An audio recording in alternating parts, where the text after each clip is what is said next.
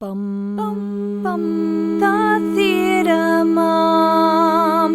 Bum.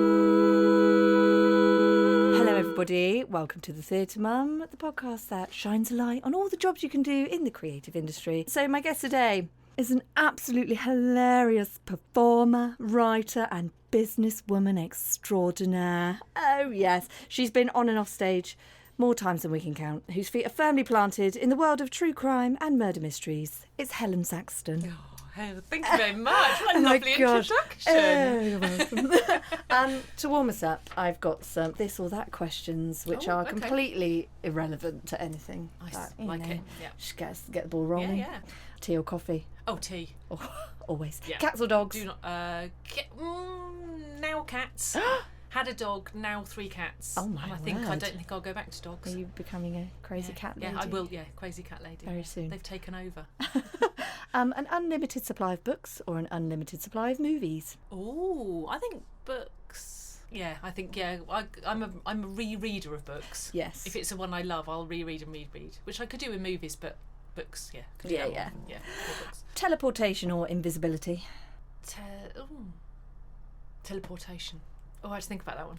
Save I'm that not travel sure why. time. Yeah, I'm not sure. It depends if you could take things with you. Yeah. The murder box. Yes. Oh, yeah. Save having to save having the potential awkward police questions. Pirate or ninja? Pirate. Why? I don't know. I'm not physically not into the ninja-y thing.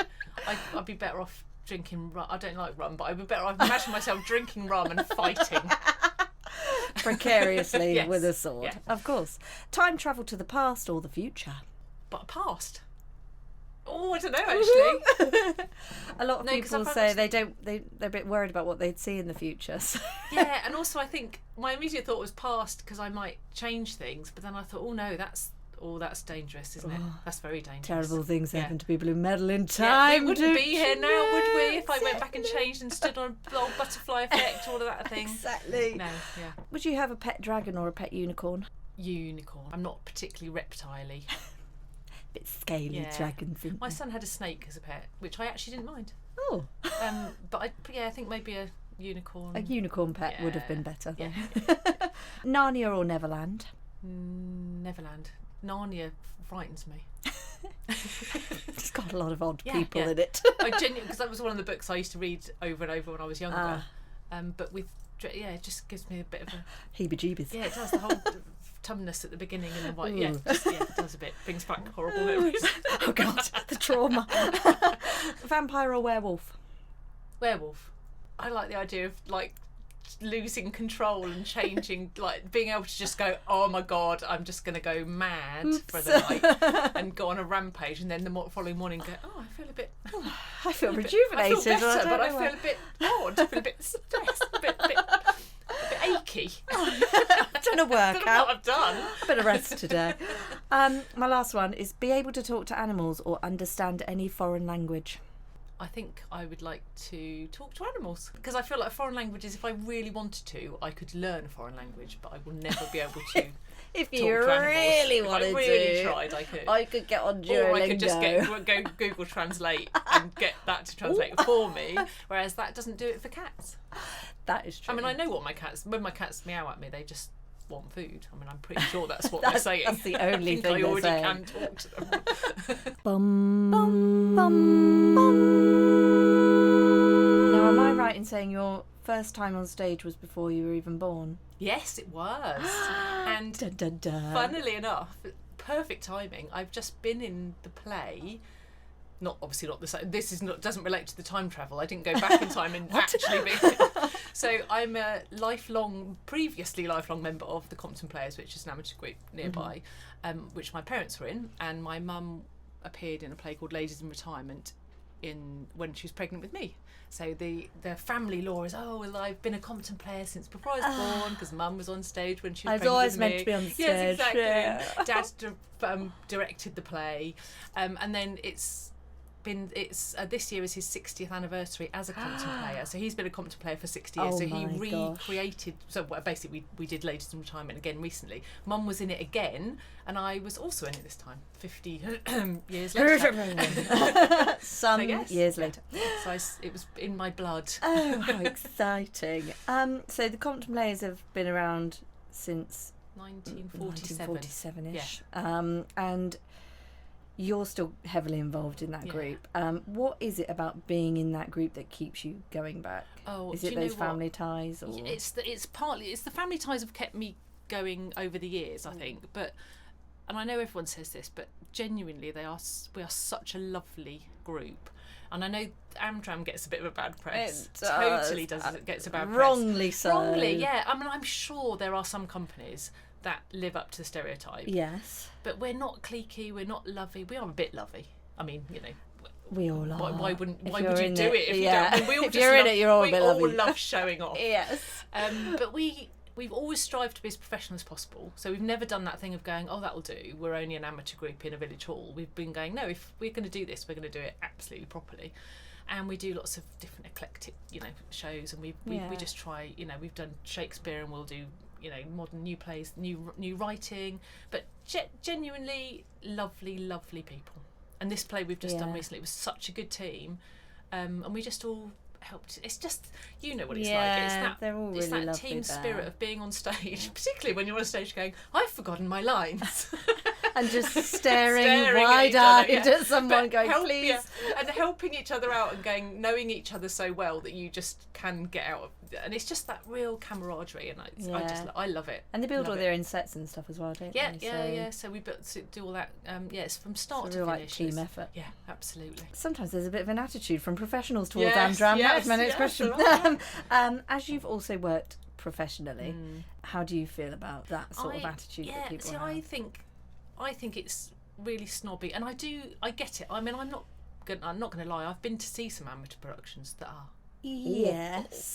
And I'm sure some of ours haven't been as good as we think they are. Do you know what I mean? But it's not. But to me, it's not about that, and it's about people like me who I would never say I'm an actor. I wouldn't call myself an actor. In fact, I joke that I can do Helen, and I can do slightly more common Helen, or I can do posh Helen. I've seen all of those actually. So I played a maid in the last one, so I was a bit more common.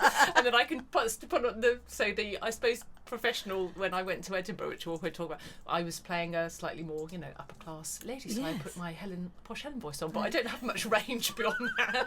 But I think that's why I think amateur theatre is, on a personal level, I think it's brilliant for people like me who really enjoy doing it.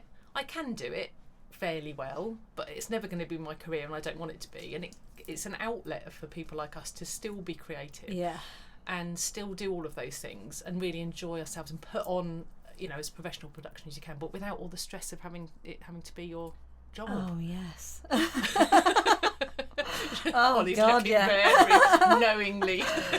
Moving on to the work that I know you best from, Helen runs her own murder mystery event company called Dead Herring, which hilariously Google describes as meaning undeniably dead. Does it?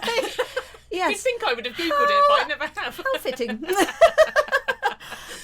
Tell us about Dead Herring. What exactly do you do? So, it's such a good question because it's so it's quite broad. It's quite broad, but essentially murder mysteries for fun, and also to try and bring the team building element into a murder mystery, because a lot of people, again, a bit like Amdram, I think murder mysteries might have got a bit of a bad press. It's like, people I don't want to dress up and make a fool of myself.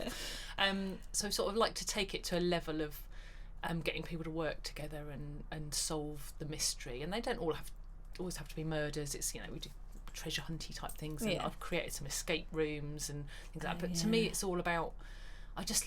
It's really difficult to put your finger on it, but I just love, as many people do, that element of something has happened, and I want to work out what happened and who did it. Yes. But it's, as you all know, our Dead Herring events are all about the actors and the improv and the which you love, don't you? It's my favourite thing. Bit. Improv. It's all about the interaction with your guests who are trying to solve the murder. So they're not all kind of forensically detailed and you're getting in your suits and doing your fingerprints. It's more about this thing has happened, and then there's this group of slightly eccentric, silly named, tongue-in-cheek characters. Yeah, we're not very serious, are we? No.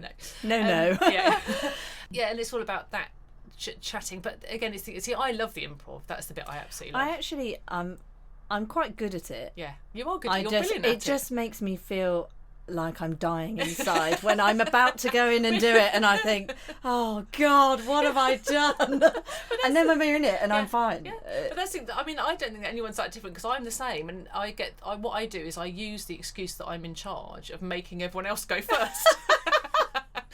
Normally, Pete, who's one of our actors, I just hang back slightly and hope that you make eye contact with someone else. Yeah. You go first. You go. I tell you what would be really good for the story is if you guys go in arguing, and I'll just follow in about 5 minutes once you've got them all warmed up. Because there is something terrifying about walking into in first, and they're all just a room of strangers. You know, they don't all have to dress up, the guests or whoever's involved. No. Sometimes they don't even know that they're in a murder mystery. Oh my God, and that's the worst. I mean, so we obviously We've got silly names are some of the kind of trademark dead herring thing. I'm often Betty Did It, DCI Betty Did It of the art, and so I love a comedy name, and so we need to look slightly different than the guests so that they know immediately that we go in and we're all being very over the top. Yes. But I've done several. I don't know if you've been involved in those ones, but I've done at least one or two where people didn't know they were doing a murder mystery, and once when someone actually turned around to me and said, "I'm sorry, I think you're in the wrong room."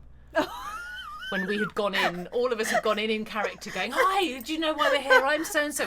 These really silly names going, "We're doing this, and so-and-so has been, and this we're expecting this guy to turn up, and da-da-da, and this is my wife, blah, blah." "I'm really sorry, I think you're in the wrong room." Whoever the organiser is in the corner going, hee hee hee. I think that is that's scary. We are well placed to be scared, because there is quite a high risk that might happen. But generally, 99% of the time, everyone they do then get into it. There's always the odd one or two that are like, "Don't talk to me. Don't make eye contact. I'm just going to sit in the corner." But then there's some that get very overexcited about it, and some that get very over analytical about it. They do take it seriously. I do actually. I think that's the thing I love about it. Once I'm in, like you say, once I'm in there, I think that's the thing I love. It's just the absolute. I don't know what's going to happen. I know. We know what's going to happen. Or what any of the other actors are going to say. Yeah. And it's only when you regroup sort of 20 minutes later and they go, "What oh have my you God, said? I've accidentally told them this. You've got a tattoo on your bottom of a strawberry." Okay, how are we going to work that into it? Right. I should point out that I do actually write them. So yes, we don't I have written it. Yes, something about you right. We don't walk into a room and go, "Right, what should we do? Who's going to get killed off today?" So there is a structure, what I laughingly call the script, as you know, when I just said, "Okay, here's the script," in inverted commas. So there's very much a structure. We all know who's done what and who's what motives are and all our interaction and relationships. But the actual goings on is, I think, it's just exhilarating. Yes, actually, that leads nicely on to my next one. Is talking about the different formats that the murder mysteries take. Sort of what sort of structure so loosely do you have? Are they different for the different types of events that you do? I suppose the original ones which I started out at, which would be for a birthday party or a bit of fun, there's generally like maybe 50, 60, 80 people in the room, guests in the room, and then we as actors turn up and we're in character and we sort of burst into the room and say, "Oh, while we're here to meet XYZ. We're waiting for so-and-so to turn up. And then someone will inevitably die, and then we all are the suspects in the murder, and the guests have to work out which one of us is guilty, essentially. Then I've done smaller ones, kind of hen night type ones, where you might have 15 people around a dinner table, where I tend to make them the suspects. And then there'll be less actors, more guests. So that might be just one or two actors running that. So we're facilitating it as some sort of detective or character. And obviously we inevitably get involved in that story, but basically they all get given parts. Oh, okay. And as if you were buying a board game version of a murder mystery, and then. But do they know who they are and if they're the murderer? Yes, they do. Well, I sort of reveal it throughout the evening. So thinking about it, I think that was probably the first format I did, because the whole idea came out of the fact that I used to love doing those boxed murder mysteries, but they were really, really complicated. And I can't be bothered to organise a dinner with everybody. And also, not being funny, but normally I was drunk by the end of them. Because I'm always like, I could turn on the DVD player. I don't know who did it. Oh no, don't, Holly, because I'm feeling really old now. Because I think the first one I did, I had a cassette player. It wasn't like vinyl. We didn't have like a gramophone, but I think it was a cassette. But it was like, press this now, and then you'd have to. And it was like, by the end of it, you're like, I've lost. I don't know who I am. I don't know what's going on. So I was like, actually, I would like to be able to do these where you can still have your 6, 7, 8, 9, 10 people round a dinner table, but someone else will do all that work for you.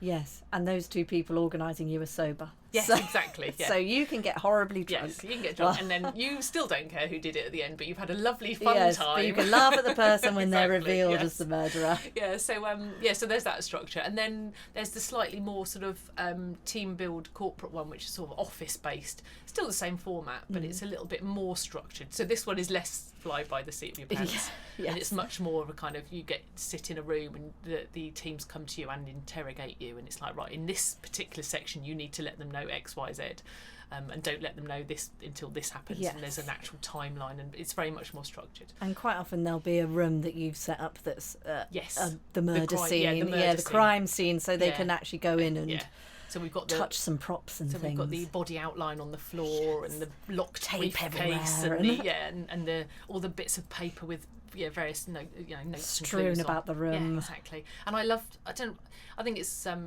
obviously old hat now, but I still love the whole idea of a QR code or a website where they find a website and they go, wonder where this leads. So they go onto the website, and it's obviously one that I own and have created where it's password protected, and then they have to find the password, and when they get onto that reveals another clue. So making that all really interactive. I know you do actually write scripts for these things.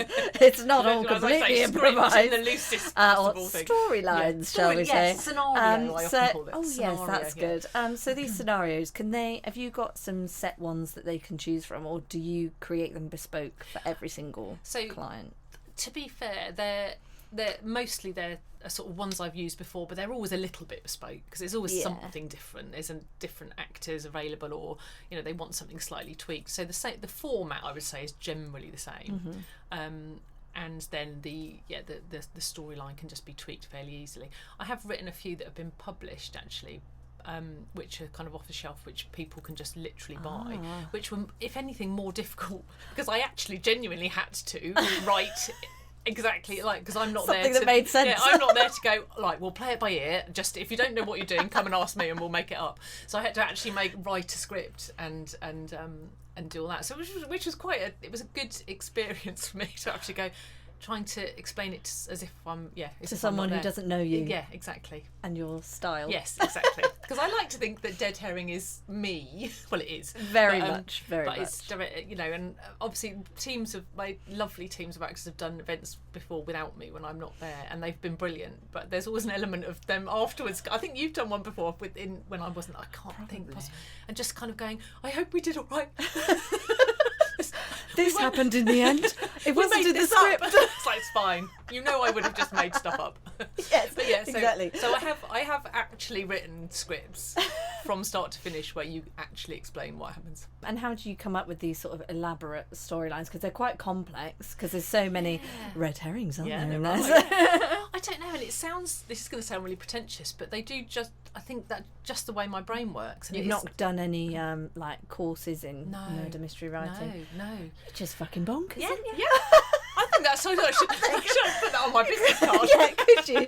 At the top of your website. I think it's bloody bonkers. I think it's because and I going to sound really boring now about the whole thing about children and children not writing or doing so much now because they don't read as much. Mm-hmm.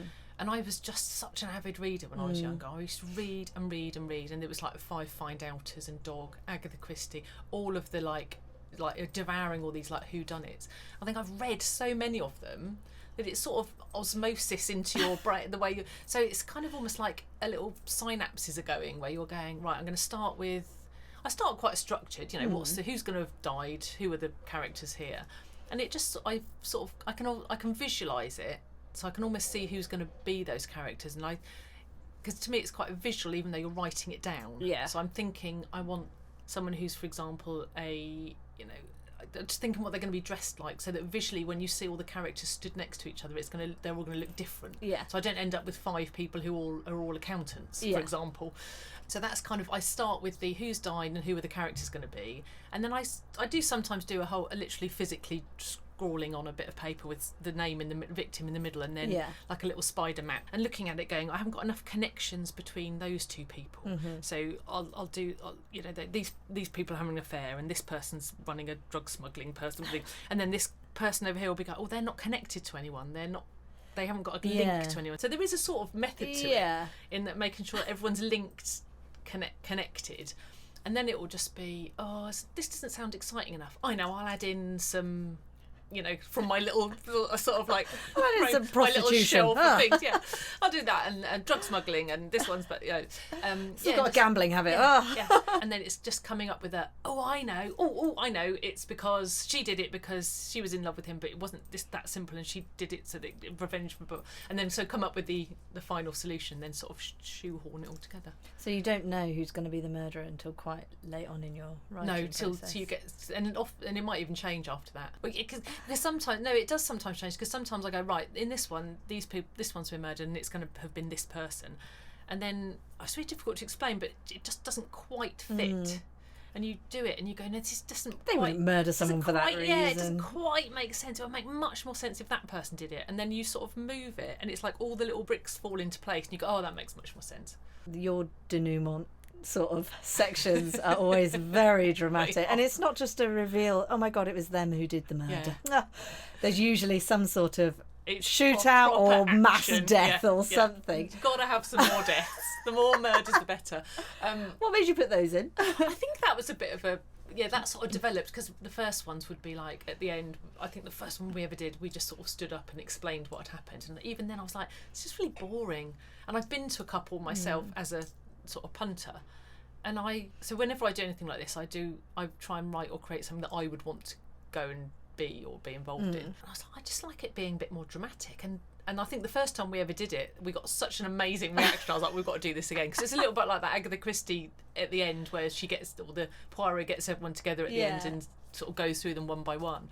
And it just, so it ends without giving too much away. Normally ends up with, like you say, a massive shootout, or the time that I've come up with an alternative to the shootout, which is the mass poisoning, which was because, again, I think you were in that one. I think I was in that one. So we were at the top of a glass-walled, like, massive office in central London, opposite the American Embassy. Yes.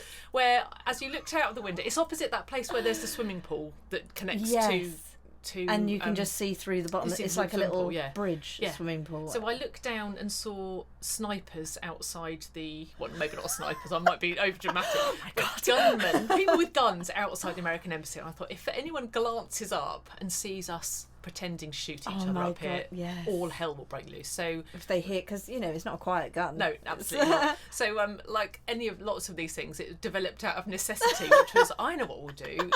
Someone will slip points. So then we did the kind of, someone slipped. Yes, we'll do a final during cheers. the reveal. It was like, have a drink, everyone, and then everyone took a drink, and then there's always one person left. What little did you know? And then everyone chokes, and usually then takes all the money or whatever they've come for. The only thing I don't think I've ever satisfactorily solved is how to then die on the floor and then get up again without everyone slowly opening their eyes, going, who's going to be first? Because you can't sort of like half die and then crawl off stage. So we all die, and then I quite often just get up and go, I think it was just a flesh wound. I think I'm all right after all. And then I think they forgive us for that, and then we all get up and quite often get rounds of applause, and it's all fun. That's my favourite bit, I think. Yeah. When the first murder happens, usually actually. We tend to try and do it near a door, or in a room where then all the guests can vacate into another. Come and have your dinner.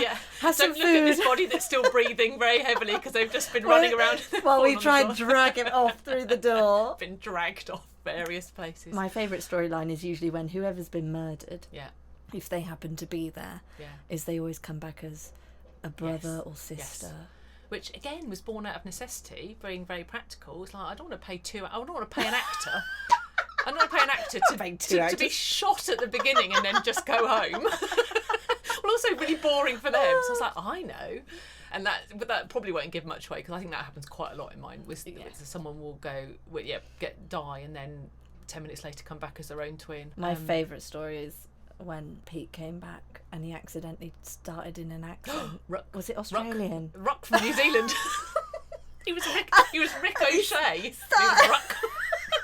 And he came out with it and then went, oh, bugger. I'm going to have to carry on. But do you remember, though, at that one, they happened, I kid you not, there was a table of guests and 2 of them were from New Zealand.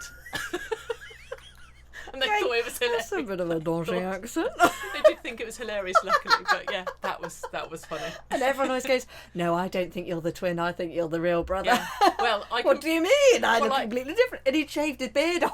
Yeah, he'd done something. I think he had. Yeah. He goes in with a goatee and then comes out without one. But I did one once. I was really mean to him, and I did this one. I've never done it again, because it was even I was absolutely. So there was twins. Obviously there was only one person, but he was a twin, and the other twin wasn't here yet. And then the twin took a drink and died, and then the other twin, he came back as his own twin. Yeah. But what I'd done was made it even more complicated, in that when he died at the beginning, he wasn't that twin. He was the other twin pretending to be that twin, and had convinced him to take a drink, and so he'd killed his brother by so everyone thought that, so the wrong person was dead. I can't even remember now. And poor Pete was going, who am I? So I don't know. Coming up to going, which one am I now? So I don't know. Pick an accent, any accent. I beg you. I've only done it once. It was too comical. I was like, I'm going to try and be really clever about this one. No, I overreached. None of the audience understood. By the end, they were like, sorry, who are you? Let's just shoot each other. They won't notice. They'll never know. Just kill all the twins. They don't matter anyway. What's your favourite poison? Oh, I think it's got to be neat nicotine. Oh, because again, this is such a boring story. Well, it's not boring. I think it's really interesting. I think it's interesting. I went to a talk on poisons once. As you do. Yeah. It was all about Agatha Christie's poisons, because she was a chemist and blah, blah. And I quite often do someone takes a sip of a drink and then drops down dead. And I was genuinely interested to know if a poison ever could kill you that fast, because I always remember seeing on something that cyanide is quite a quick thing in poison. Yes. So I asked the lecturer afterwards and went, just bear with me. I'm not actually. There is a reason to this. And she said the quickest acting would be neat nicotine. So if you ever do want to, quick pro tip, if you ever want to portray someone who's died almost immediately after taking their poison, it would be neat nicotine. Fantastic. Which of course I can then shoot. I mean, again, I'm not a chemist in any way, shape or form, but I've created some thing where someone had extracted the nicotine out of vape juice. So a vape thing was the murder weapon. I've got no idea if that's actually physically possible. I doubt it. But somehow... There's some ideas in people's heads. Yeah, they got poisoned by the neat nicotine out of a thing of vape juice. Oh. Interesting. I'm giving away all my secrets. You learn something new every day. So it's just you running the company. Yeah. So you're performer, writer, producer, admin. Yep. Marketing. Yeah. Which I'm not very good Marketing. Have you got a favourite part of running these events? I genuinely think just being there and doing that. Once you've got past that terror of walking into the room, just actually being there and acting in them is my favourite bit. I do really enjoy writing them, but that becomes more work in your head when you're like, right, I've got to write this now. And I actually quite like admin as well. I'm sad like that. I love a spreadsheet. Okay. I do as well. I've got I've got apps for everything. So I do actually genuinely quite enjoy that side of it. I don't like marketing. I don't like social media. I need to do. One of my next questions was, how do you find the marketing? Oh, well, I've read all the articles that tell you what you're supposed to do, and I know what I'm supposed to do, and I'm just not very good on social media because I don't interact. So I'm going to schedule some posts, and then I don't. So how have you found your clients or business then? It tends word of mouth. It does tend to be word of mouth, or through agencies who will sort of promote events, and then I'm sort of one of the suppliers on their books, which is quite easy for me, just kind of minimal effort. Exactly, minimal effort. Slightly. Also, you're doing everything else in the business, so exactly. The last thing you want to do just turn up and do those. I've literally only just set up an Instagram page for this because I just can't be bothered to set up I any know, other ones. I know, and I've got too many now. I went a bit mad because what I'm trying to do is promoting the author side of things as well. Yeah. And I've got Facebook, LinkedIn page, Instagram, Blue Sky, Threads, because I don't like Twitter anymore, or X or whatever it is now. Yeah, no. And possibly something else, I don't know. And then people go, oh, you should get TikTok. I'm like, please don't give me anything, because I've got all of these. You should not have TikTok as well. And I can't even keep those going without. So I'm cut it down to one. Yeah. One's fine. Yes, if you do one properly, that feels that's like probably better than having five that you're like. Yeah, I suppose I should post something. Yeah, and then nobody reads it, and I just find that quite demoralising. Yeah, and you're like, who's liked it? Oh, my mum. Yeah, oh. exactly. Mum always likes my Facebook posts. I appreciate my mum and my uncle. Yes. Although they're actors in your shows. Yes, absolutely. Damn. Yes. It's better. There's still traction, still. Yes, exactly. It's all so something to do with the algorithm, isn't it? Yeah. I actually work in marketing, so I should know. I know, you should. Boring business. It's just really boring. Yeah. I'm not interested in all those numbers. It sounds like it should be interesting, but it's really not. Yeah. It's quite scientific. Like the creative side of it is so minimal compared to people wanting to know all the insights their and metrics. Stuff. Yeah, and actually none of it even matters because you could do something one day, and you think I'll do that again the next day, and it does absolutely nothing. Yeah. And it's just the algorithms are onto you, and they think, I'm going to get you. I'm going to get you. Yeah, I'm not going to let you succeed. You fool. Yeah, so without being too negative, the bit I don't like is that side of it. But yeah, I quite like all the admin. I like keeping everything all running, and I love showing off. I like showing off. Yeah. As actors do. Yes, absolutely. How long has Dead Herring been going now? So I started it in 2004. Oh my Christ! I know. It's over 20 years. My eldest son is 22 now, and he was 2 or 3 years old. And I was like, I didn't do it full time. I started off not doing it full time, and then for the past few years, I've been doing it full time. Yeah. And it's changed names 3 times. I'm now Dead Herring, and I now sort of work part time and do this part time and write books part. So I sort of have several hats on now. But yeah, it's been going and keep going for all that time. And actually, as you'll know, it was at its peak during lockdown. Yes. Because I decided of all things. Yeah, well, I was like, this is either going to go. I'm just going to have to give up. Yeah. Or I'll have a go at something. That's not what we do. So I created a virtual murder mystery, and then we had my loads. God, it was so busy. I've never been so busy. These bloody breakout rooms. Yeah.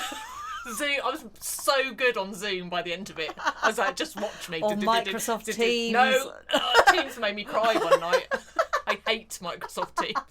It is not good for breakout rooms. I genuinely, halfway through an event once, I was like getting people in and out of rooms, and I just had a break to do something, and I just literally sat and sobbed for about a minute, and then just went right, and then just got on with it because it was Open that fridge. It was it was such hard work. But Zoom, I genuinely loved doing those Zoom ones. It was brilliant. Really enjoyed it. Really good. So it even thrived over lockdown, and it's I think I've just been it's just evolving. It's not stayed the same at all. No. How do you find your actors for these events? How do I find them? As in they're lovely, or how do I literally find them? How do you literally find them? Well, Are they again, people you know? Yeah, sort of organic. When I first started out, my parents did them with me, obviously, because they sort of do. So it was basically a few members from the Compton Players who were like, "Do you fancy doing a murder mystery for me? I can give you 50 quid." It was like really sort of all right then, yeah. And it was genuinely sort of grew from there. So I had a group of like people I already knew, friends who I'd sort of known for years, we sort of bumbled our way through the first couple, going, what are we doing? And then gradually people would go, well, have you tried so? Or how about this person? And then Pete, who is a Compton player, but wasn't a Compton player back then, who I actually went to school with, he came back to the Compton Players. I was like, oh, you'd be good. Do you fancy doing this? And we've now become really good friends, and he's done loads and loads of them with me. And then I think he introduced me to you, for example. Yes. I was trying to think. Yeah. When the hell did we? Yeah. Why did we meet? That makes sense. I did do a Compton Players. You did do it, and I think that's when I first met you, if not before. So I'm pretty sure Pete introduced. Yeah. So people would go, oh, I've got a friend who does this, or a friend who does that. And so I think almost everybody has been through, I know a friend who's an actor, and of course once you meet some actors, they've got lots of friends who are actors, so and you've got a nice range. You need a nice range of ages. Exactly, as well, yeah. So a nice range of ages, and also it's not necessarily about acting skill, it's about improvisation, because some people are brilliant actors but either don't hate it or can't improvise. Yeah. And it's all about the improv. Oh yeah. But I think I've just got honed this really great team of people who are just, and I can just go, oh, and I always make it, because I take it quite, it's a personal thing for me, because I would class everyone as friends as well. Yeah. So it's like, if I ever don't cast you, it's not because I don't want you to, it's just because you're not the right age or shape, gender or whatever. So it's like, it's nice that, because I was saying earlier about it being visual, it's like I can sort of go, oh, that would be perfect, Holly would be perfect for that, or Peter would be perfect for that. So I think I put an advert on Watermill, I think the Watermill Actors Forum. So it's kind of grown in a little organic way, and it's brilliant. I love it. I just go, right, which men do I need? Who are you free? Can you do it? Yeah. Because some of the other, because I've done some for other companies, but actually through you anyway. Some of them do theirs a bit more scripted. Yes. Like actual physical dialogue, like and a you play. have to actually learn your lines. Yes. None of that here. There's less pressure here. Yeah, much less pressure. How do you feel like those work in comparison to the way you work, those scripted ones? Oh, I think they've all got their place for different and I think some people much prefer that. Yeah. If I put my business head on, it's much easier as a business owner to go, we're doing this one again, because I think from what other people have said about the way some of those work, it's like, well, we're doing this scenario and there's only like 4 or 5 of them, and it's less bespoke and it's less like, oh, we'll just change it depending on the client. So I think it's easier to go, right, you 5 are cast in this one, you've done it before, off you go, and it's it's more like there's less scope for it to go wrong. So it's easier to do more of them, and so it's probably better business sense, to be honest, to kind of go, we're going to concentrate on these 5 stories and then we're going to just do them, and people know what they're doing, you've learnt it, just doing this one again, kind of thing. Yes, I suppose so. Yeah. As someone whose brain is thinking of 5 different things at once, I actually prefer just going, this is what we're doing. Oh, who am I playing? Yeah, exactly. I mean, we have done. We genuinely. I mean, I always send the scripts. Yes, you do give them to us in advance. Yeah, I do give them in advance, so you've got like warning about what you're doing. But what I like, one of the other things, going back to your other question about what I like most, I love the car journeys. If we've got apart from that one when we had to drive to Gateshead, and I just remember you sitting in the back going, we've got such a long way to go. And then we've got a really long way to come back. We're only halfway there. Oh, that was bad. I really love that kind of, because if I can at all possible, I get everyone in, let's all travel together. Car. So we'll get in one car, and then we basically rewrite it on the way there. Somebody reads it out loud and we go, does that make sense? And again, I'm only half joking that every time I go, I really should pay you more. It's like all of you is like a little fee for like editing, part writing it the for dramaturgs. Me. Yeah, exactly, yeah. Making it make sense. Because there's not really any rehearsal, is there? No. We just read it through and go, okay, that makes sense. Yeah, I find it easiest to just read what I'm playing and what I know, rather than reading what everybody else knows. I like to know who's done the murder and who's been murdered. Yeah. But if I read everybody else's nonsense that they have going on, I wouldn't know that as my character, so I think, also, I'm not going to read that then. Yeah, or you give it away by mistake and you're not supposed to. Because that's really good advice. Yeah. And why do you know that they're a gambler? I don't know. Because Helen told me. My alter ego. It was written in the script. Oh damn. I'm not really that, but I'm an actor. The murder mystery business, is it something that is sustainable financially as a full-time performing job, or does it have to be a part-time? I mean, I know people that do, I know you do quite a lot, and I know quite a few of my actors do quite a lot. They do. They're with quite a few different companies, aren't they? And I think if you find, because there's lots of companies out there, and I think if you find enough different companies, and once they know that you can do a murder mystery, because it's kind of that sort of skill set that I think you're always going to find work doing them. I don't know about that being full-time. I managed to keep Dead Herring. It was my full-time job for probably 10 years, but I've also got a very supportive partner. If I lived on my own and had to pay my own mortgage all by myself, I would say no. Well, but I kept it. It was sustainable for that long. It was only 2 or 3 years ago that I thought I probably should get some kind of backup here. But that was more because I started looking at that was after COVID, and when I started writing books, which take up a lot of time and don't bring any money in, that I sort of thought, actually, I need to take a bit of a change of direction. So I now work part-time, do this part-time. It can be done. I would say, in all honesty, if I had had a business partner to help me through all those bits that I'm not very good at. And take that marketing. All of that marketing thing, and having more of a business brain to make it more... I definitely think it's doable, but I'm a little bit like, I just really enjoy doing this, and I'm just having fun doing it, and I'm getting paid for it. It's great. So I feel like I probably, if I had, I don't want to say taking it more seriously, because I take it very seriously. I think if you had more time and support on those bits that you didn't. You don't enjoy doing. Because I think it's not that you couldn't do it. I think you could probably do it very well, because you've gone to loads of networking events and things. You sort of have to do it. Yeah, no one else can do it for you. Exactly. So I think that would be... I think if I had a business partner, I think I probably would still be doing it full time. But also my what I want has changed as well. Oh yeah. So I really still enjoy doing it, but now I get bookings in and go, oh, I'm really looking forward to that, instead of chasing those bookings. And going, oh my god, I've not got any in for this month, I need to I really scrabble need to get and some. I'm going to have to drive to Gateshead. So now I'll be like, so I do actually, I wouldn't say I turn work down, but if it's somewhere, if it's like, can you go to Liverpool and they've got a budget of £400, I'll be going, no thank you. I'll just say no to that, thanks. That's my petrol. I mean, that is a bit obviously that, but you do get kind of, that's too expensive, but it's in Manchester, and I'm like, well, sorry then, I can't. I've got to pay everybody and myself. Exactly. So I'm a bit more. I suppose I'm a bit more picky about what I do. It's quite nice though. But if I wasn't, I probably could. But I think I'm getting too old for that now. Too old for that driving to Gateshead at 4 a.m. You don't want to go to Gateshead at 4. Nothing wrong with Gateshead. I would just like to say. So sorry, anyone from Gateshead. 400-mile drive was quite. Whatever it was. Yes, to do all of that and then go, oh my god, now we've got to do a bloody murder mystery. And then we've got to drive home again. Oh, it was a long day. That was a long day, wasn't it? I feel like we might have answered this really, but where did the murder mystery company idea come from? I think it was more specifically, when I got married, I'm now divorced, which isn't relevant, but it was a long, it was a long time ago. My friends organised so I did my hen do, and without me knowing, my friends had organised a friend who was an actor who did these sort of murder mystery type things. So I didn't think anything of it at that point.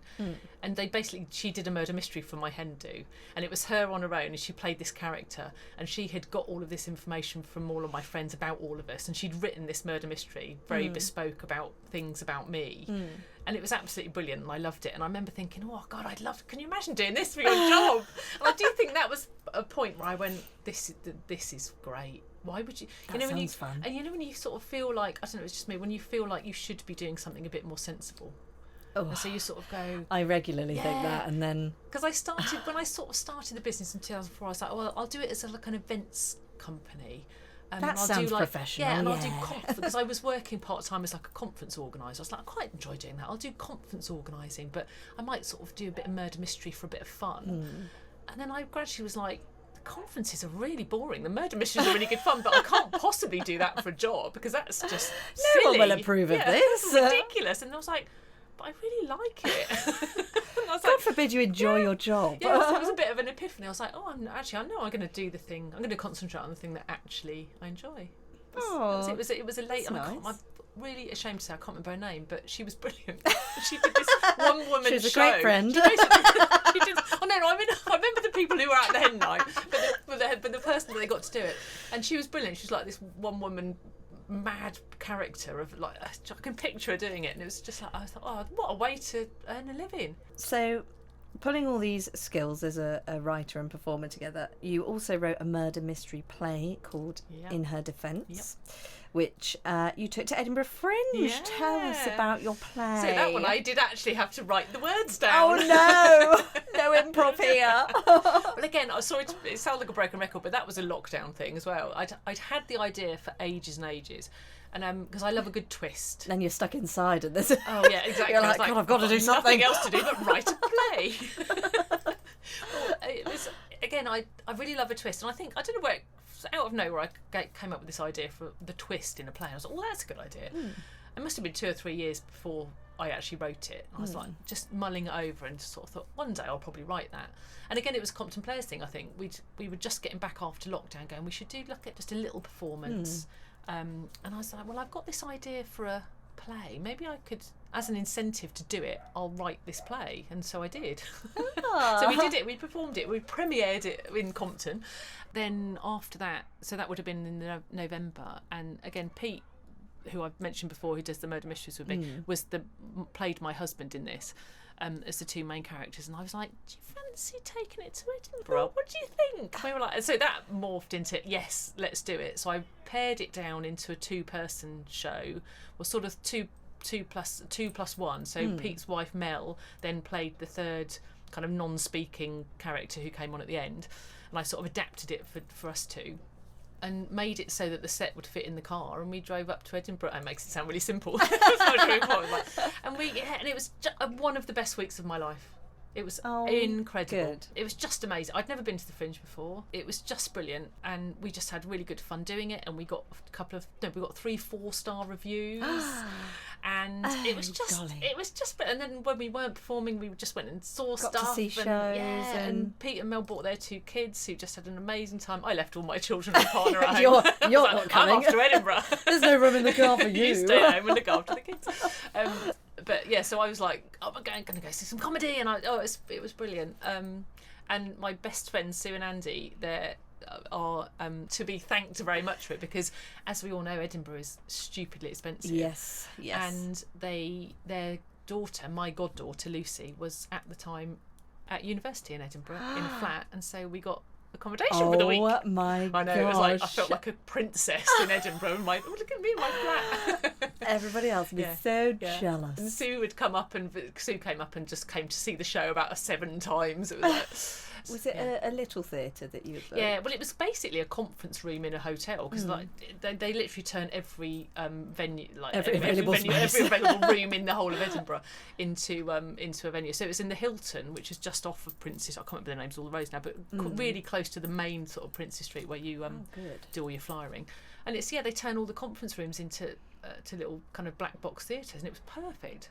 Oh, great! Was it? Did you fill up every night? We didn't fill up, like? But considering not knowing what it was going to be like going into it, but hearing all the horror stories about people performing to like literally nobody, we did really well. Oh, good. We had, it seated, I want to say 50 people at a push. Sort of benches in the front and a couple of benches either side, and it never filled, but it always felt like there was lots of people in there, because it was a small room, so there was always at least 2 or 3 rows of people sat around us. Oh, good. Was it just a straight on staging audience, or were they in the round? So it was a little U shape. Yeah, it was a little U shape. So it was like a rectangular room, and we had the long row in front of us, and then 2 sort of shorter rows either side. So we were sort of playing to 3 sides. I actually saw it in Compton.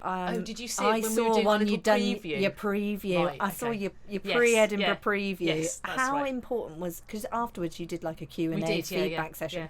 How important was that feedback session to you before going up to Edinburgh? That was really helpful? Useful. Yeah, really helpful. Yeah, and we videoed it, so it was useful watching. We didn't watch back the whole thing, but it was useful seeing ourselves. It was really useful. Even just things like costume, people commenting, I'm not sure you'd wear that, I'm not sure you'd wear that. But also, it gave us the confidence to know we were going up there. But it was the most polished thing I think we've ever done, because we did it so many times, and we had such a good run up to it that by the time we got up there, it was like it was a different show even to the one you saw. We honed it and got it better and better and better, I would say. So by the time I was genuinely so proud of it. By the time we did it, it was great. So from that first one we did in Compton, when it was a full 7 cast of 7 essentially, with all the characters, which I was again incredibly proud of. I then rewrote bits of it because bits of it didn't quite work, and then we tweaked it. So that compared to what we took to Edinburgh was quite different.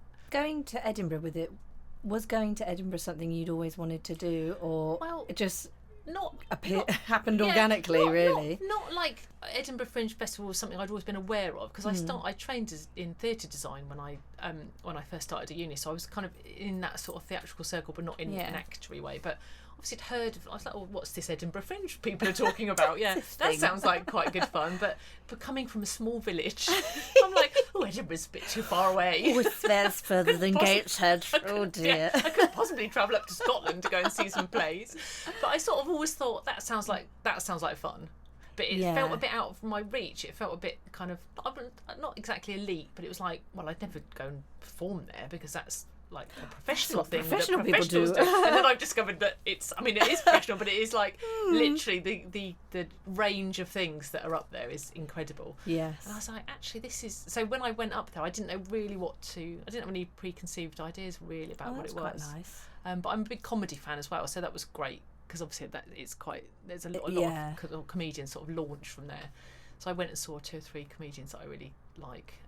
So that was, it was great. But no, Is it something you think you would go and do again, going to Edinburgh? Yeah, if I had the opportunity and the time and the money, I would. But I also, a little bit of me feels like it wouldn't ever be the same as that first time. No. You know, it's just like, it was just go so thinking, magical. Yeah. Please be exactly like it was last time. And it wouldn't be quite the same. I'd probably have to go and do something totally different. Yeah. Yeah, totally different. Yeah. And I'd also just quite like to go as a punter.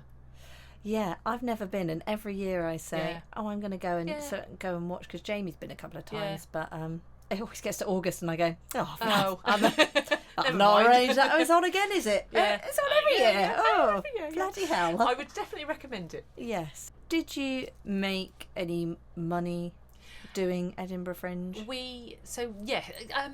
going to say yes. If I took into account absolutely everything, probably not. But yes, I mean, we did some fundraising beforehand. So the play you came to see, that was a fundraiser. We raised 600 quid doing that, just great. to kind of help us out with all the stuff. But I'd already, things like the set and the costumes I kind of already had. So I didn't, if I was being strict about actual, budgeting all that sort of stuff. But yeah, I mean, we covered the cost of paying for the venue and travel and accommodation and all that, because we had to book accommodation for a couple of nights either way, top and tail it. Yeah, technically we made some money. Yeah, we did. Oh, fantastic. And do the venues, do they take a percentage of your ticket sales like a lot of theatres do? With ours it was a straight hire. Great. Some do, some don't. I think the percentage ones, they are more likely, so they would be kind of promoting your show. So I think that's probably the more professional level. Okay. Maybe comedians or more professional level theatre, and where they're willing to take a punt on that and kind of promote it and show it, the bigger venues. But the little ones like we went to, it was the Space UK is the I've still got my lanyards hanging up. Yes. They kind of take over masses of rooms all over the place.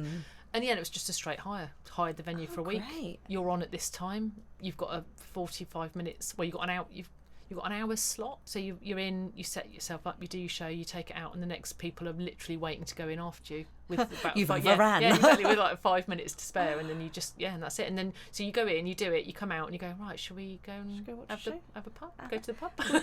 We were at like lunchtime as well, because I was like, well, that's weird. Surely I'd want better off in the evening. And again, the other thing I learned is that it literally doesn't matter what time of day, because people will come and see it no matter what. Anytime. So we would get up, fly in the morning, do the show, and then just kind of go and see stuff and also you had the children with you, so people can't say no to a flyer from a child. Exactly, and they were brilliant at flyering. They were brilliant. James was particularly good. Very good. Because he kept going up to people going, "Do you want to come and see my dad get shot?" Well done. Great. His father's son. And we also made friends with like other people that would happen to be flying, because their shows, they'd be flying at the same time as us. So we'd be like, oh, is that? And they'd go and see each other. It was really good. Oh, that's nice. Have you got any plans for the show now, or the script itself? Because I'm sure you were talking about, you were hoping it would to be able to make it available for amateur groups to be able to. It has been published. Yay! And again, this is the other side of the whole marketing thing that I should do more of, really. So it's been published with Lazy Bee Scripts, who are because it's basically impossible to get it published. Well, not impossible.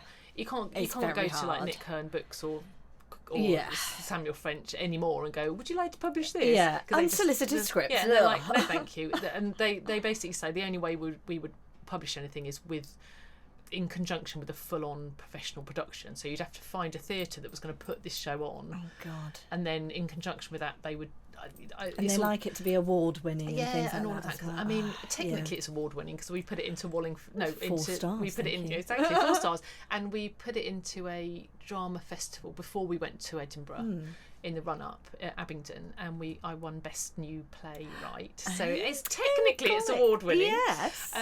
But yeah, the big thing, it's not going to happen. And actually, but it's more it's aimed at amateur groups doing festivals essentially, which Lazy Bee does. But it's not doing great on there. But I also don't promote it very much. So it is technically available, but I think that's something that I need to. I don't know anything about that side of things at all.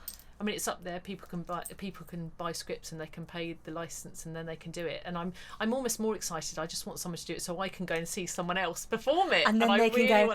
The writer is in the audience. Yes, today. and I'll be like sat at the front row. It's me, award-winning writer. Not that I do these things for my own showing off elements at all. Not at it's all. for the creative artisticness.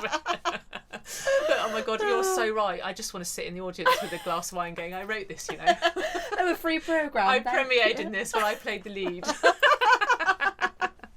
But yeah, so it's something that I don't know, I think that's maybe one of my downfalls. It's like, exciting, I've written a play and it's amazing and everyone loves it and it's gone to Edinburgh and it's brilliant and it's been published and it's like, right, on to the next thing. On to the next thing, and then go, and sometimes go, I forgot I wrote that. Oh yeah, I did that.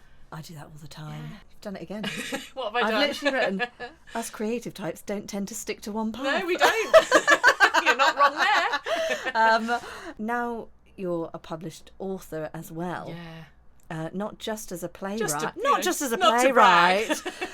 But Helen's actually written a non-fiction investigative book about Amanda Knox called Amanda Knox Crime Trial Release and Controversy. That's right, yeah. Sticking firmly in true crime as ever. Tell us more about your book. What sort of thing is covered in it? So that's, I would say, less investigative and more of a kind of, again, I'm going back to the old lockdown. I started writing it in lockdown. I had an idea. Did so many things in lockdown. I was so busy. I'm going to start all these things. It's fine. Can we have another pandemic, please? I need to write some more books.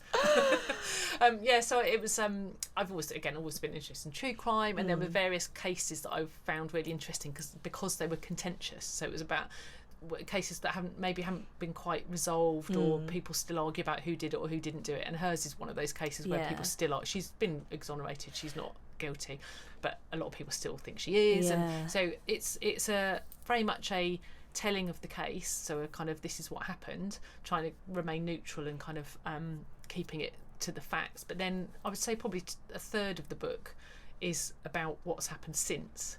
And all about all the people that still argue about it, and all the documentaries that are written about it, and her herself, and all of that kind of sort of, I don't know, sort of looking into that element of why we still are so absolutely fascinated. I mean, myself included, still fascinated with cases that happened. This was in 2007. Yes. But I've since written another one, which is with the publisher at the moment, and they've just sent me the proof, which means I've got to sit and read it again. Oh, damn. And that's about Jeremy Bamber, which is a case from 1985, and he is in prison for her killing his parents, his sister and her children.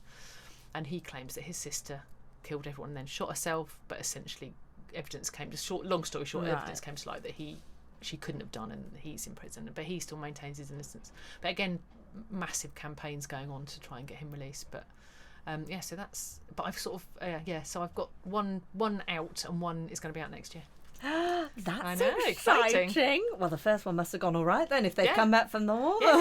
After I did that one, I was like, I'm never going to do that ever again. That was the most stressful thing I've ever done. I do remember you having writing deadlines, and we would be on a murder mystery event, and you'd be like, I've been trying to write, but I just keep getting distracted. So I got that one done. I'm never doing that again. Because it's very time consuming. Well, literally sublime to the ridiculous. We're talking earlier on about our murder mysteries, which are literally kind of, let's just make it up as we go along. And to this going, I cannot get any of this wrong. No, this is, you can't I'm make it up as you go along. I'm talking about real people here. So the depth of research and the kind of responsibility that I felt writing that was quite intense. So I was like, I don't think I'm ever going to do that again. And then when it came out and I got the shiny hardback in my hands from a proper publisher, and it was all traditionally published, and they actually paid, not very much, but paid, like got an advance, so it was all done.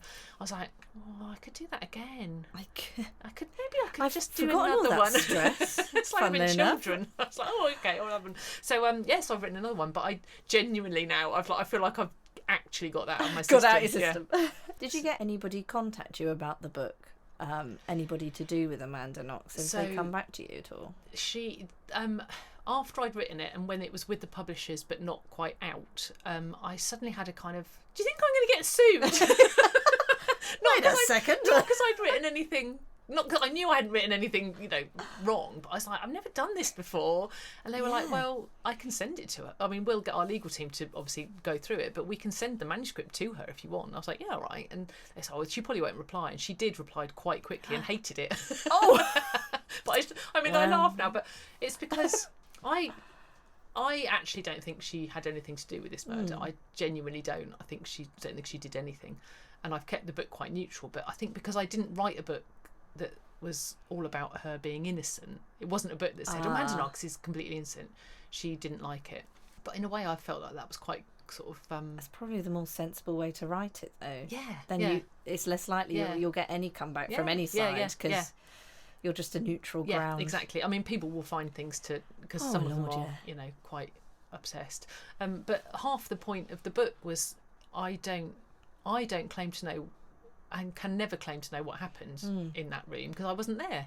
So I don't, I'm not one of these people that goes, oh, I've come up with the definitive answer as to what happened. I've got no more idea than anyone else, because I wasn't there.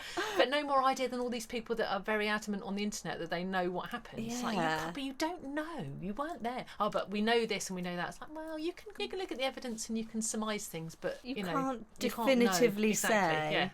So I've got a feeling, I've got a personal opinion based on what I've read, but I wouldn't say that if it turned out I was wrong, I'd be like, oh, I was wrong. Oh, yeah. God, surprise me. So no, nobody has for that. I think with the Jeremy Bamber book, I am anticipating people might. I think because it's a British case. Okay. And because he's still in prison? He's still in prison. I've written to him, and a couple of times written to each back and forth. But that doesn't. I think if anyone writes to him, he writes back. So it's not like I'm. I mean, he's got time on his hands. He's got time on his hands. But also, he wants people to support him. Yeah. And actually, I'm less on the fence about this one. I do think he is guilty. But again, I don't know. I wasn't there. But I feel like from what I've researched, I feel that he probably is guilty. But again, his supporters are very vocal and very convinced of his innocence. So I wouldn't surprise me if I get a little bit of backlash from that one. How have these books come about? It started with an idea. It just started with this idea of all these of the cases that I really found intriguing because of all, and I was going to write, my first idea was I was going to write about 6 different cases, and so sort of very brief thing of like a précis of the actual case, and then really concentrate on the forums and the web sleuths that talk about it. And then it sort of morphed into so I sent the ideas of that to the publisher, and the publisher, the one that I eventually published with Pen and Sword, said, we really like this idea, but actually books about one person tend to sell better than books with lots of different cases.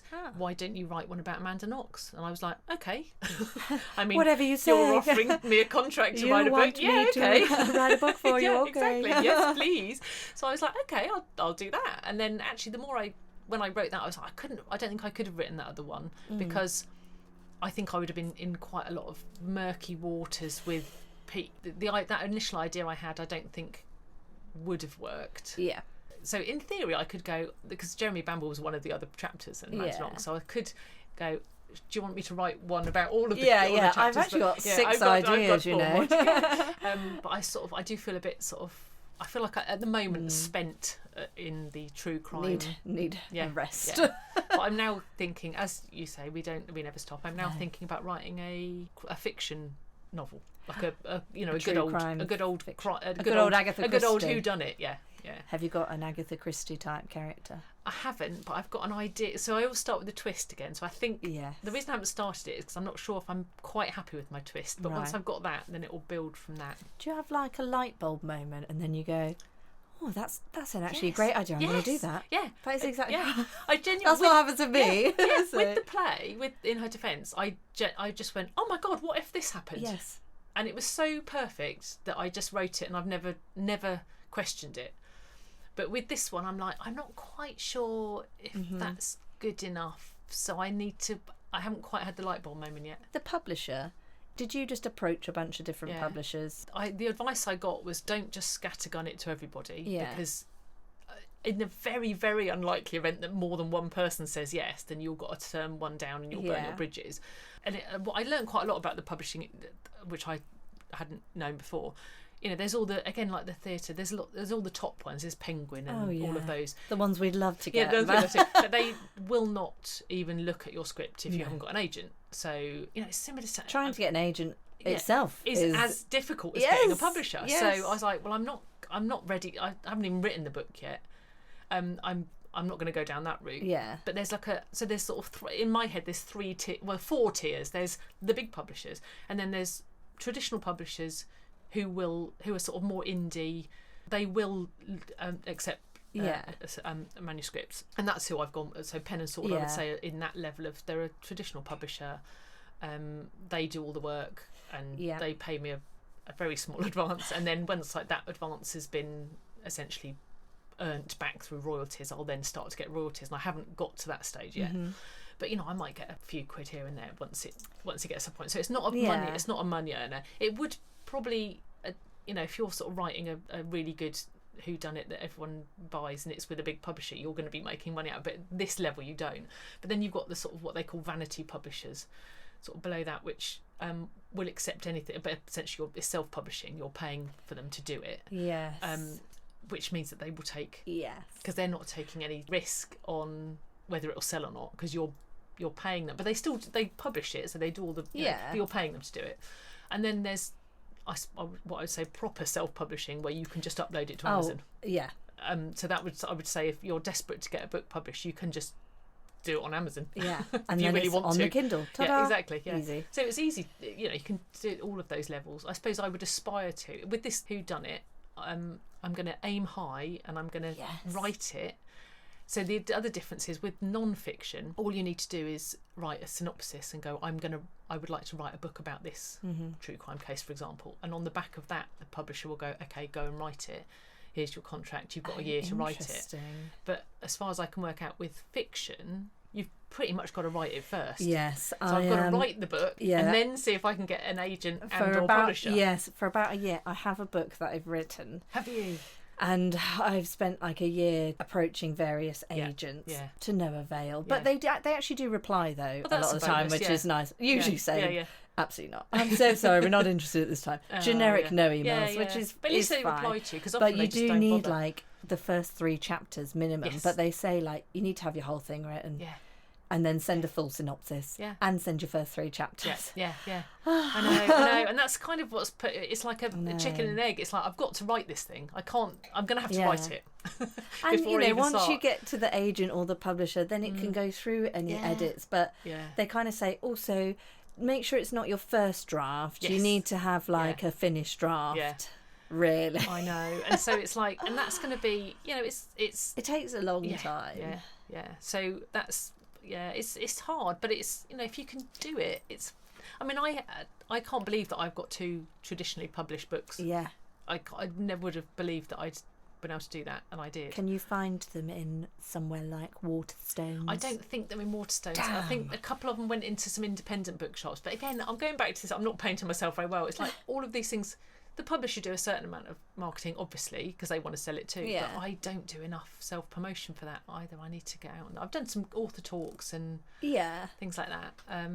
Need to get out. Been in the papers. Yeah, been in the papers. The local papers. Local author. Oh yeah, I'm such a. Oh yeah, I'll go and do that event. Yes, please. I'll be there. Take my photo. So I think I need to. That's my next mission, is to really try. It's always worse trying to promote yourself, though. Yeah, exactly. It feels icky. I know.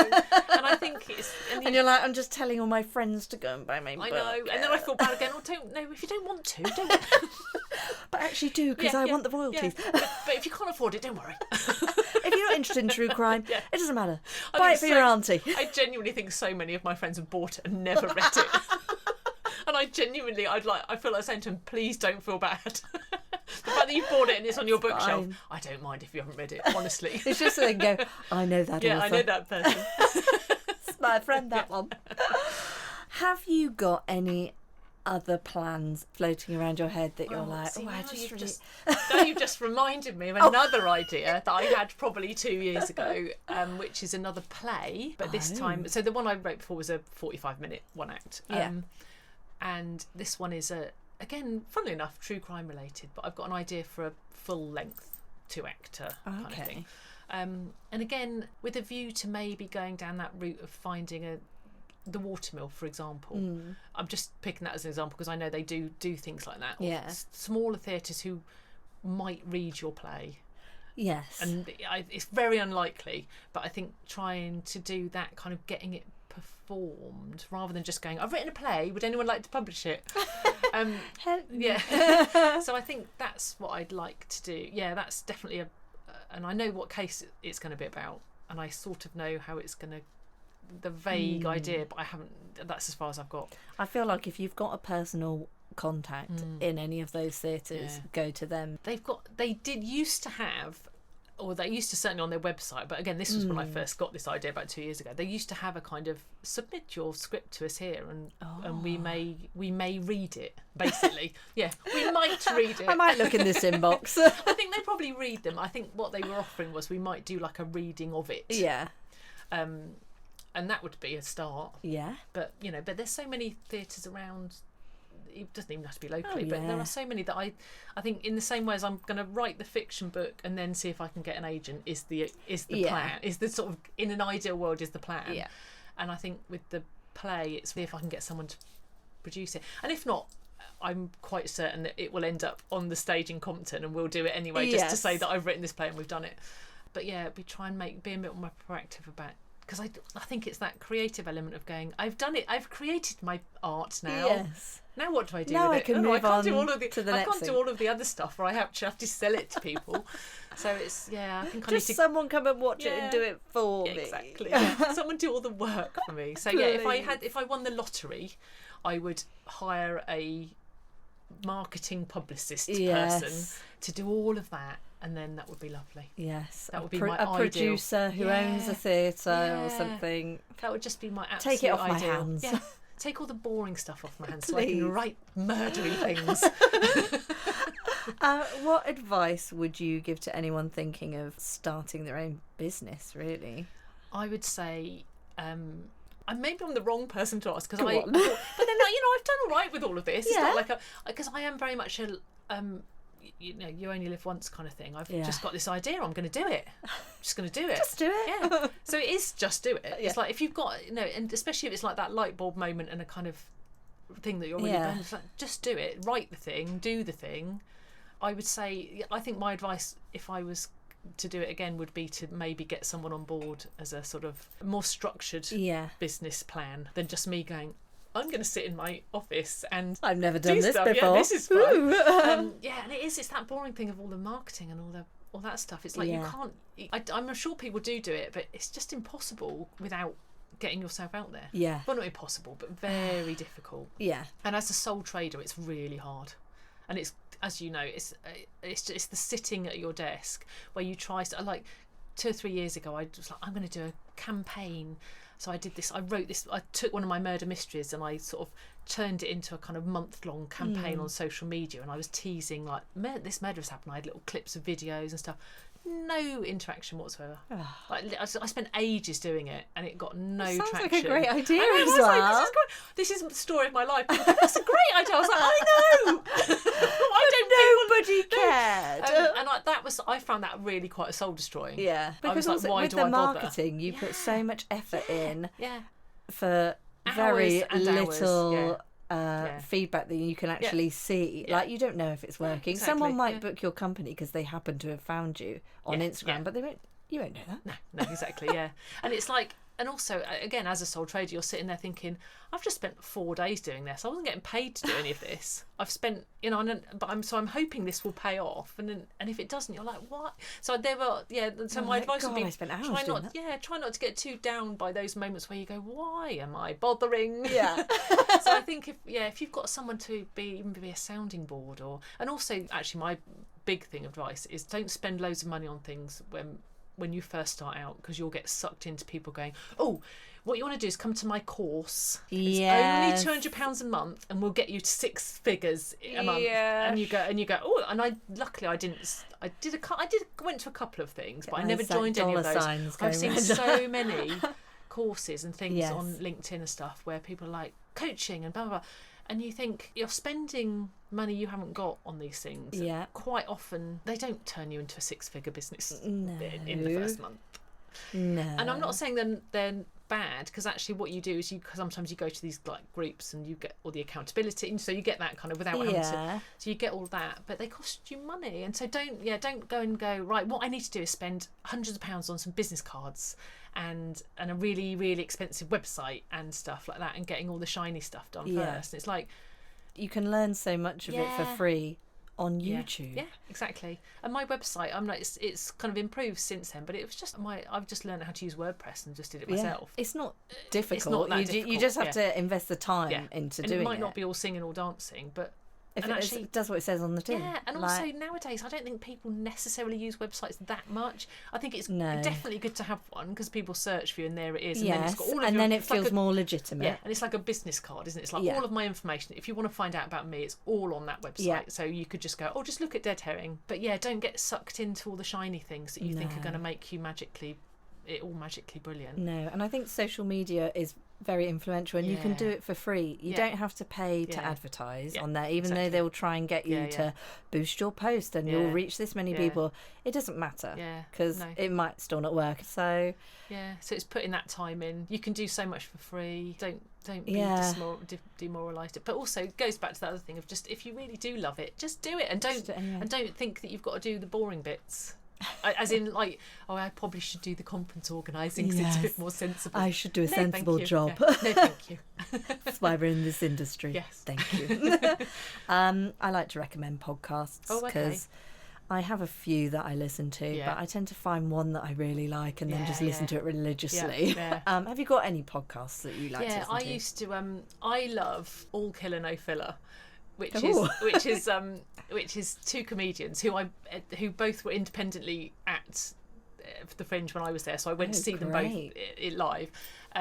Kiri Pritchard McLean and Rachel Fairburn, and it's a true crime podcast, but they're comedians. So basically, actually, it's just one of those ones that I started listening to when I was researching. I was probably researching. I don't think it was Amanda Knox. It was one of them.